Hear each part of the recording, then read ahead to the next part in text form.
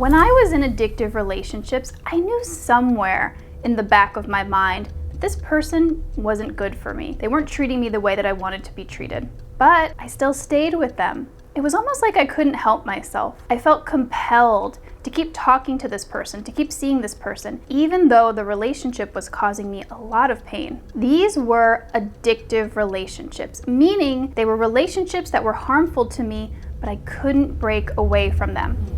Until one day I was able to do that. If you've been in this dynamic, I'm sure you understand the feeling of being pulled into something that feels so hard to break away from. Being pulled into something that hurts you. And even if you've gotten free from that dynamic, even if you've broken away from that relationship and you're out there dating, you may unconsciously be looking for that same dynamic, that same intense feeling of being drawn to someone. Some people call it the spark. Some people call it chemistry. For a lot of us, it's actually an addictive pull towards someone. Now, I'm not saying that all feelings of a spark and chemistry are addictive relationships, but for a lot of us, when we hear that term and we have addictive relationships in our history, it's kind of what it feels like for us. So often, women will come to me and say, I'm in this healthy relationship, I'm with this great guy, he treats me so well, I like him, but I don't feel that same pull towards him that I used to feel with my exes who were toxic or unhealthy for me. Can you relate to this? Let me know in the comments. Today, I'm going to be talking about addictive relationships, why this happens, and most importantly, how to break free. Welcome to my channel. My name is Lindsay, and I am the Real Love Alchemist. I help women go from bad relationships to real love with the magic of subconscious work. If you're interested in checking out what I do, click on the link in the description. So what is addiction? Addiction is an inability to stop using a substance or engaging in a behavior that is psychologically or physically harmful for you. Notice here that the term addiction doesn't refer to just substances or things like drugs. Some addictions also involve an inability to stop doing things like gambling, overeating, behaviors. And in this case, we're talking about the behavior of continuing to engage in a harmful, hurtful relationship. Toxic relationships, abusive relationships, and also relationships with people who are emotionally unavailable tend to be addictive relationships. They tend to create this addictive dynamic. Why is this? 2 words, intermittent reinforcement. If this is the first time you've ever heard that term, don't worry, let's dive into it here. Back in the 1950s, there were some behavioral scientists who were looking to study behavior. And so they set up this behavioral experiment with rats to see how they responded to rewards. In this case, the reward was food. In the first part of the experiment, the rats got food every single time they pushed this little lever. And then they watched what the rats did. They watched how they behaved. And the rats behaved normally. They pushed on the lever, they got their food, they lived their life, they went and did their rat-like things. Made sense, right? The second part of the experiment, the rats got food only sometimes when they pushed the lever. So if they pushed the lever, sometimes they get food, sometimes they wouldn't.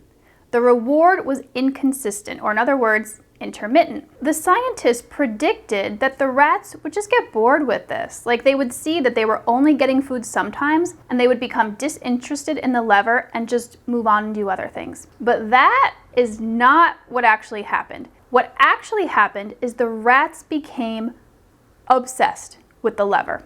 Obsessed. Since they couldn't predict what was going to happen, they became hyper-focused on it. They were so obsessed with the lever that they actually stopped doing normal rat-like behaviors, like they stopped grooming themselves and doing all the other normal things that they were doing when the first experiment was going on and they got that food consistently when they pushed the lever. So really what happened is the rats became addicted to that lever. Now remember, it becomes an addiction when a behavior becomes harmful for you. Getting the food wasn't necessarily the problem. It wasn't an issue for the rats. That wasn't the unhealthy part. The problem was when they stopped doing all the other things that would normally keep them healthy rats. They got so distracted by this lever that they couldn't live their normal, healthy rat lives. Now, since this experiment, research has shown that humans respond in the exact same way to intermittent reinforcement. It's the strongest way to actually reinforce a behavior because of the way our brains are wired. It creates an addictive dynamic, an obsession. So what does intermittent reinforcement look like in relationships?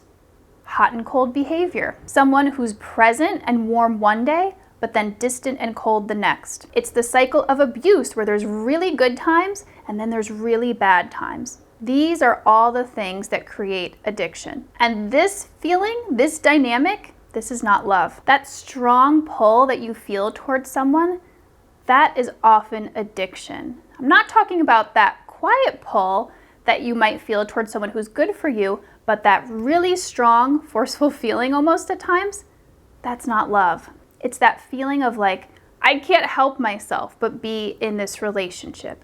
That is not real love. You can also describe this feeling, this addictive relationship feeling, as I like this person, but I really can't say why. I actually really have no idea why. Like if you took away that love feeling, that strong pull towards someone, you might have a hard time describing the actual qualities that you like about this person. Try this experiment right now. If you are in this dynamic and you took away that love feeling as the reason for staying there, ask yourself, what qualities do I like about this person?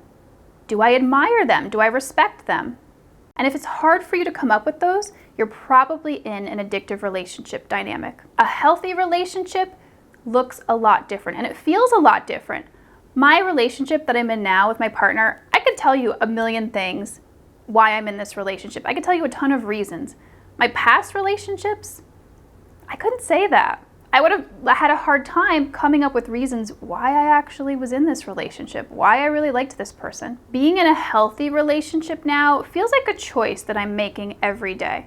I'm not here by the force of an addictive energy that I feel like I don't really have any control over. That's not what it feels like. It feels like every day I'm waking up and deciding, is this the place where I want to continue to be? And the answer is always yes. So let's break this down even more. What does healthy love look like that's not addictive? It feels like acceptance. It's not sparks, it's not chemistry, it's not this super strong pull towards someone like I was talking about. It's much more calm. It's also not attraction. Now, attraction can be part of a healthy relationship, but that's not real love in and of itself. Real love is acceptance. That's what it is at its core. It's peaceful. It feels safe. It doesn't give you butterflies or anxiety. Now, some of you watching this may be like, that sounds really boring, Lindsay. And what I can tell you is that probably means there's some work for you to do, some internal work to where you get to the point where a healthy relationship doesn't feel boring. It just feels really awesome and really nurturing and really fulfilling.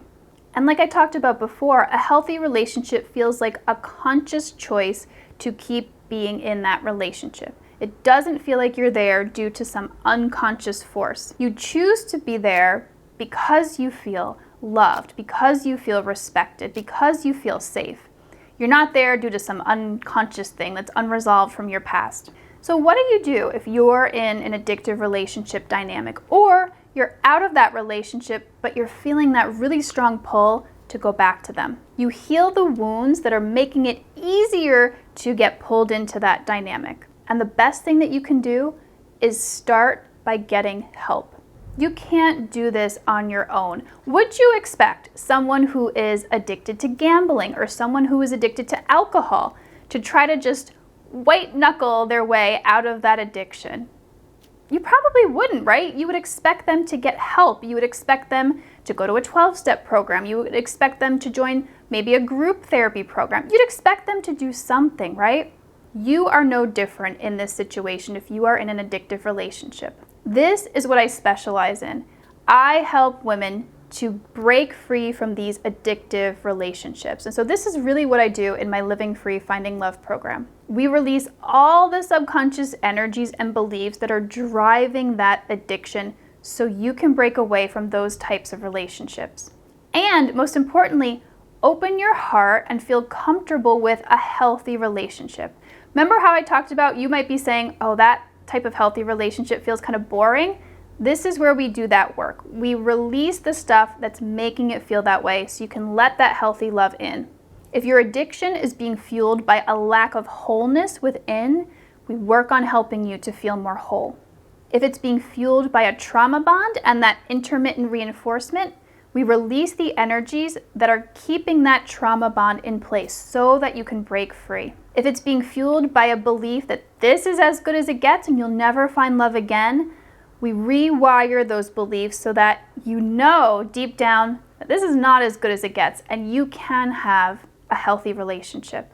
The women that work with me break the cycle of bad relationships. They don't get into those types of relationships because I walk them through the dating process, and I make sure that that's not the type of dynamic that they're getting into anymore. If you're interested in working with me, I'll leave the link in the description. You can check out my program. Want to dive deeper into what real love is? Check out this video on the difference between love and longing.